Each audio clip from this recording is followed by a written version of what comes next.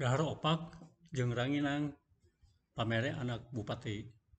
Sirah botak jeung bolenang mikiran politik dinasti.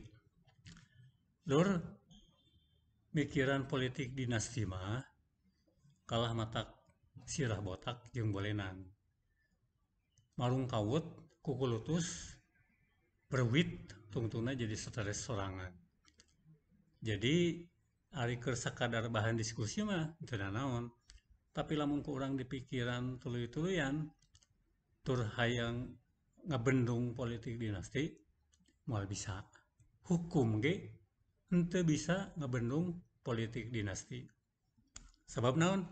Sabab konstitusina henteu bisa ngahalang-halang sing saha wae anu hayang jadi presiden, jadi gubernur, jadi bupati, jadi wali kota, sok sanajan manehna teh keluarga ti presiden, ti gubernur atawa wali kota jeung bupati. Rek anakna, rek pamajikanna, rek minantuna. Dijamin ku konstitusi. Tah, kieu dina Undang-Undang Dasar 45 pasal 28D ayat 3 menyebutkan setiap warga negara berhak memperoleh kesempatan yang sama dalam pemerintahan. Jadi saha wae oge meunang aub icikibung dina pemerintahan. Nah, rek jadi pagawena, jadi PNS atau rek jadi kepala pemerintahan. Nu penting kompetensi, nu penting bisa bersaing. Itu deh dina pasal 28 I ayat 2 disebutkan setiap orang berhak bebas dari perlakuan yang bersifat diskriminatif atas dasar apapun dan berhak mendapatkan perlindungan terhadap perlakuan yang bersifat diskriminatif itu. Jadi orang teu bisa ngahalang-halang sing saha wae pikeun jadi naon wae atas dasar naon wae. Jadi teu bisa ngahalang-halang si A pedah anak presiden, pedah anak gubernur, pedah anak bupati, pedah anak wali kota, hayang jadi kepala daerah. Eta dijamin dina konstitusi. Jadi secara hukum teu bisa ngebendung kerabat politik pikeun nyalonkeun jabatan-jabatan strategis, jabatan politik di pemerintahan. Da kitu undang-undangna. Sabab lamun ngahalang-halang hartina ngalanggar hak ajasi manusia jeung diskriminatif. Tah sabenerna lur DPR urang kungsi aya kahayang ngabendung politik dinasti ku cara hukum. Nyaeta tahun 2015 kungsi aya undang-undang nomor 8 tahun 2015 tentang pemilihan gubernur, bupati, dan wali kota. Dina pasal 7 huruf R disebutkan syarat anu ngalarang bakal calon kepala daerah boga hubungan darah atau perkawinan jeung petahana. Jadi kungsi DPR urang teh boga kahayang. Tapi ku MK tahun 2015 tanggal 8 Juli 2015 dibatalkan pasal 7 huruf R Undang-Undang nomor 8 tahun 2015 teh.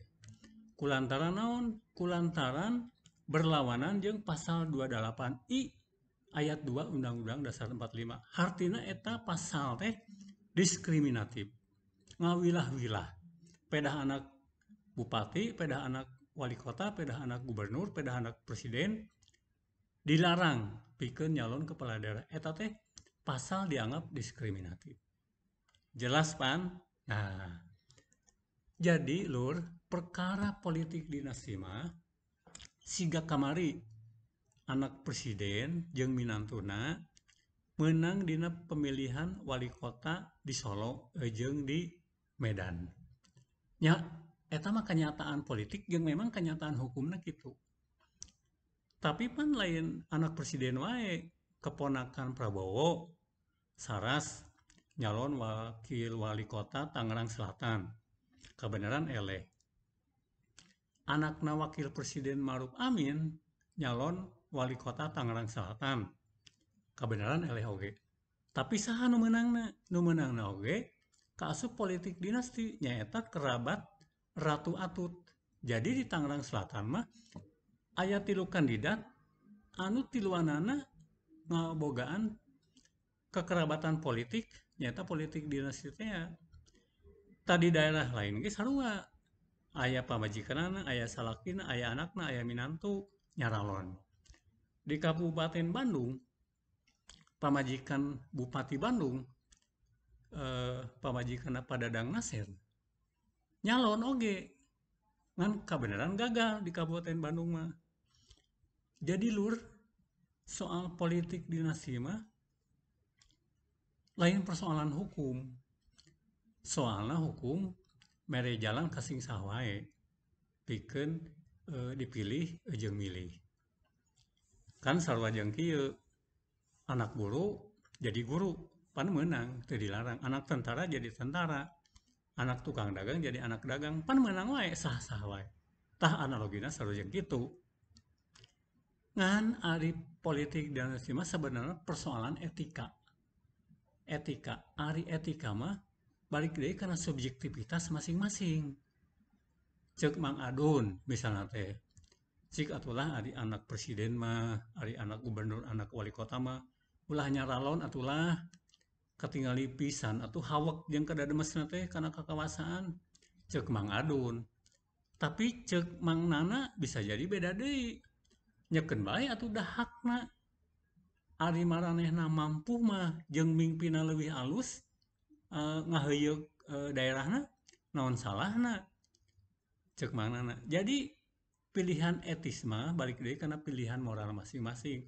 Tur gumantung kana subjektivitasna teh. Jadi bisa beda-beda pamanggih.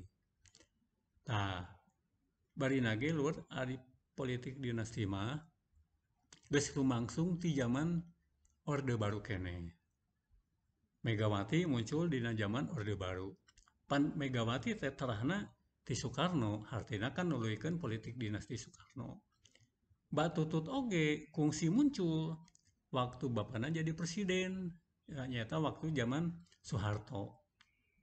Mbak Tutut jadi menteri sosial, eta ge sanyana politik dinasti. Tapi zaman Orde Baru mah lur, saha nu wani ngangluh, nu wani masualkeun, nu wani protes, dibekem. Ari ayeuna mah dina zaman demokrasi urang teh bisa ngadiskusikeun, bisa ngritik, bisa protes, bisa gegeleneng. Tapi sing inget kana konstitusi, lamun urang hayang ngebendung politik dinasti tadi teh kalah urang jadi beruit, jadi penyakit. Politik dinasti mah direngsikeunana ku urang dina waktuna milih, eksekusi. Nah urang rek milih pamajikan bupati, rek milih anak presiden, rek milih minantu presiden, atawa moal. Nah, siga di Kabupaten Bandung, warga Kabupaten Bandung, siga nama geus embung dipimpin ku dinasti politik. Tapi hayang dipimpin ku nu sejen. Jadi balik deui ka urang gitu. Tapi pan kangaranan warga negara henteu kabeh boga pamanggih anu sarua. Nya cenah lamun mampu mah pamajikan bupati ge naon salahna gitu.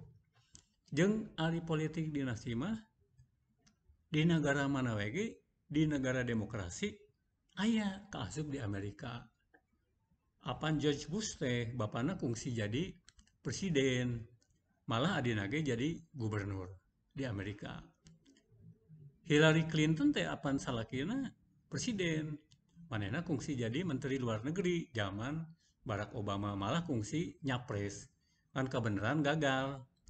Jadi persoalan politik dinasti mah persoalan etis balik deui ka urang masing-masing. Tak kitu lur soal politik dinasti. Assalamualaikum warahmatullahi wabarakatuh.